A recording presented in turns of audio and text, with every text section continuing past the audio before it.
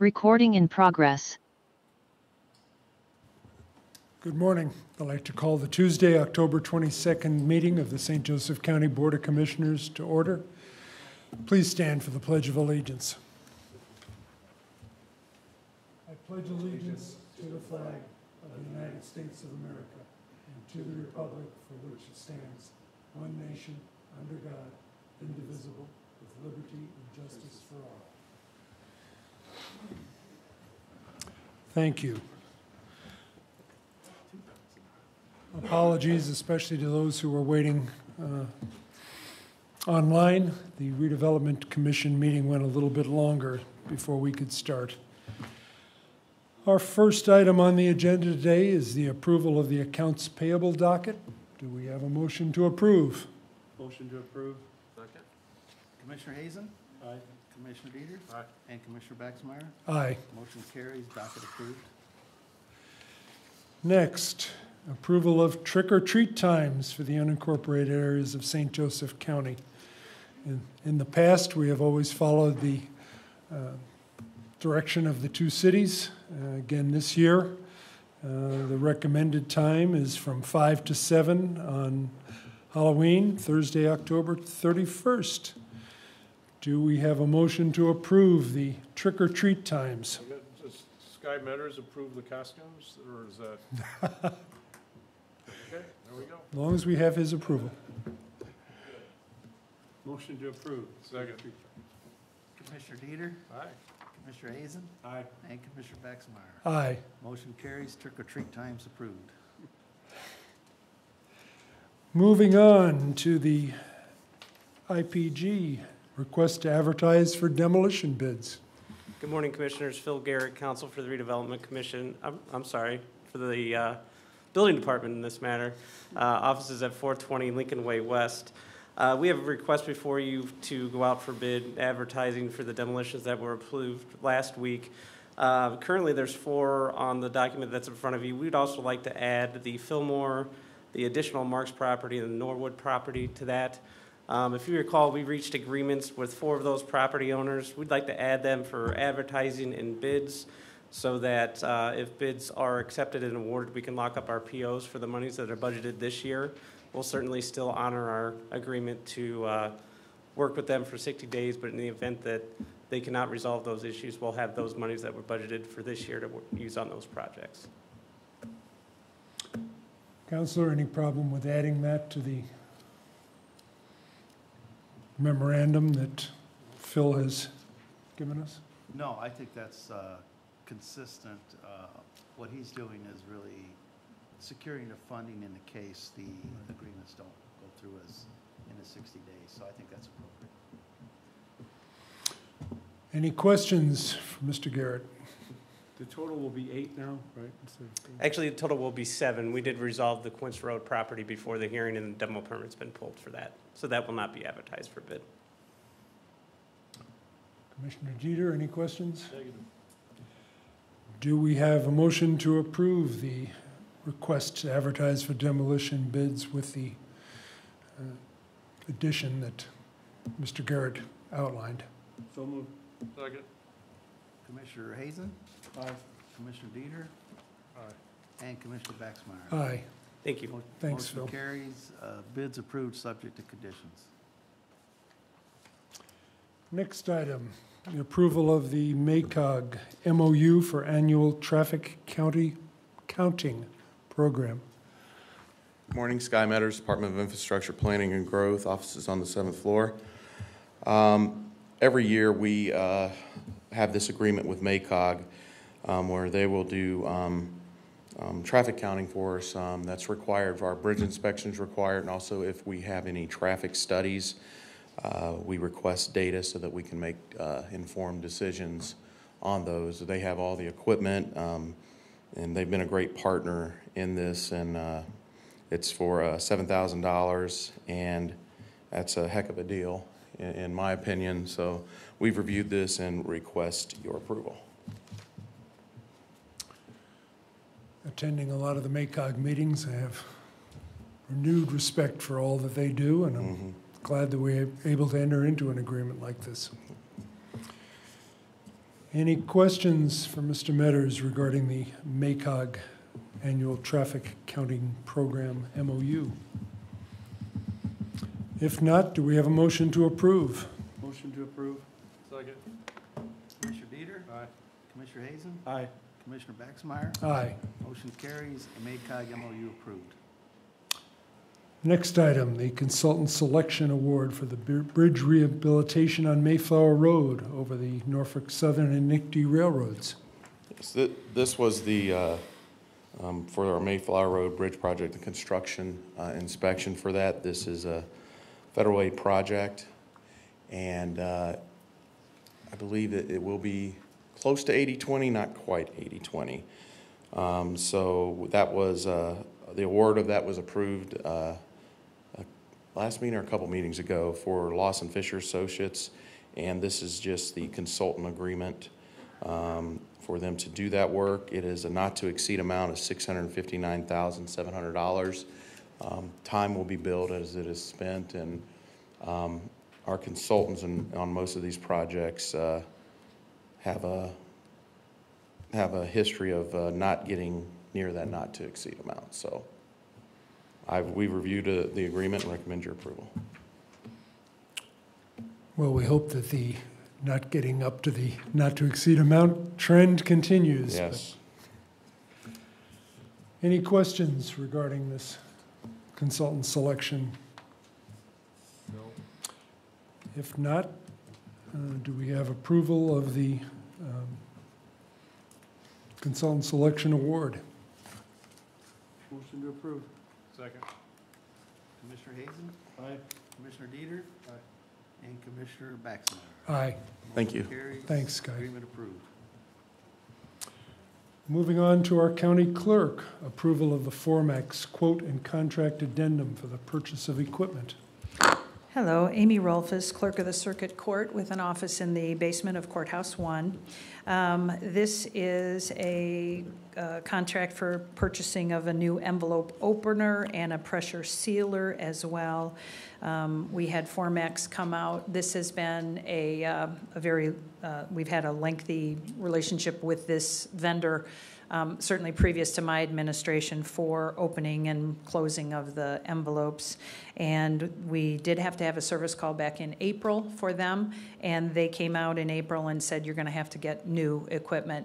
And so here we have the pressure sealer and the envelope opener, and the contract, their annual service contract as well. So that was what I was hoping for approval for. Any questions? Do we have, sorry, do we have a motion to approve? So moved. Second. Commissioner Hazen, Aye. Commissioner Dieter, and Commissioner Baxmeyer. Aye. Motion carries, Formex quote and contract approved. Thank you. Before you go, can you give us just a general overview of how early voting is going? It's actually going quite well. We yesterday was our very biggest day because we have opened Center Township yesterday. We had 700 plus at Center Township. We had 700 plus at Mishawaka, and we had 900 here in the county city building. So I think the advent of opening down in Center Township is really going to escalate the numbers. The voters were very, very happy in Center Township. We got them from Walkerton, North Liberty. They were appreciative that they didn't have to drive all the way to either Mishawaka or the county services building. So almost current numbers would be almost 15,000 early votes. That doesn't count the absentee mail-ins. But I think we are serving the voters of St. Joseph County very, very well by having that third satellite location. Although it's, it is extra work, extra logistics, extra staff down there. But again, serving the voters of St. Joseph County, I think it's working out very, very well. So thank you for your approval for that happening. Thank you. Thank you. Thank you. Moving on to PSAP, approval of the contract renewal for equipment and software with Network Solutions. Sal Parisi, IT Manager, St. Joseph County 911 Center, 58266 Downey Avenue. What you're seeing here is our annual hardware and software security services renewal through NSI. It's an all-inclusive security renewal that covers all security services that run on our hardware appliances, such as firewalls and switches, as well as our end-user devices and PCs on the hardware side. It provides protection against malware, viruses, and any other potential threats. And on the end-user side, provides protection against viruses, malware, web filtering, and email security for our users. So that's it. Any questions? Good. Any major changes from the previous contract? No. Nope. Didn't think so. Good. Do we have a motion to approve? So moved. Second. Commissioner Dieter. How do you Aye. vote? I'm going aye. Thank you. Attorney Augustino? Thank you. Commissioner Hazen Aye. and Commissioner Baxmeyer. Aye. Motion carries. Network Solutions contract approved. Thank you. Thank you. And finally, from the recorder, a Laredo agreement for Hanson Professional Services. This is in keeping with the previous request we've had for access to it. Do we have a motion to approve? So moved. Second. Commissioner Dieter, Aye. Commissioner Hazen, Aye. and Commissioner Baxmeyer. Aye. Got new business. Motion carries. Laredo agreement approved. Sure. Before we move on, Commissioner Dieter, under old business. All right, under some old business, Mr. Anton White, please step up to the podium, please. And John, if you want to come up also. On October 8th meeting, we appointed this young man to serve as the Community Correction Advisory Board for St. Joe County, beginning a 4-year term. So now we have officially have that in the document, in the frame, and the seal, so that can go anywhere you would like. But again, I've said it before, this young man has done a phenomenal job. When I first met him, helping out at Portage Manor, he has since been hired. And John, if you could explain the great job that he's been doing since he's been here. Yes, thank you, Commissioner Dieter. When you introduced me to him, we talked, you told me a lot about him, and it's all been true. He's done a wonderful job. He's stays very busy. He's very conscientious about his work. Couldn't be more happy about having him on board with us. He's a very big contributor to just about everything we do in all the buildings and all the locations. He stays busy, never have any issues. We really enjoy having him on board. Thank you for introducing him to Mr. Dieter. You want to talk a minute? Yeah. Hey, how y'all doing? We need your name and address for the records. Antoine White. I appreciate you guys for having me on the board and just the opportunity that I've been given on this journey of me going through everything. And I'm just so appreciative. I'm happy, and this is a big achievement just for me and my family. So I appreciate you guys so much. Thank you. Antoine, you certainly exemplify exactly what the program is for. Congratulations on turning your life around. Thank you. Thank you.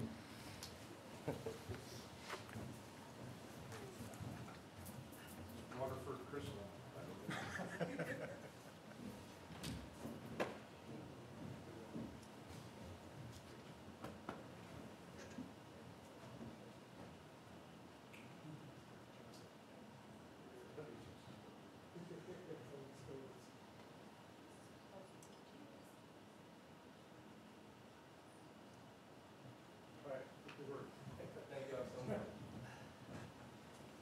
Like we got a lot of dust and runoff on this fence. Thank you. All right, see you guys. Thank you.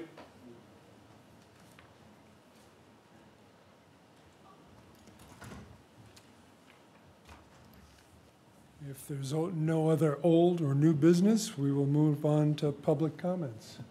We have one person that signed up here in person and one online, Rick Davis. Good morning. My name's Rick Davis. I live at 54901 Easement Lane on Chain of Lakes out in Leidick, whatever. And we've had an issue with a lift station that they've put in over there. I live about a quarter of a mile from the actual station, but people that live on the road, it's intolerable. When I first bought my house, it was maybe an occasional issue, but, and this has gotten worse and worse and worse. I can't sit on my porch and not smell sewage many, many nights. I'm paying over $4,000 and some in taxes to be in this home. I come there, I sit on the porch, and I'm smelling sewage on a regular basis. You know, it'd be one thing, you know, if it was an occasional malfunction, an overload. I'm not an engineer, and I don't totally understand lift stations, but I do understand that there are alternatives to having it overflow or whatever it's doing. I don't know if the way I understand it comes from Tech or whatever.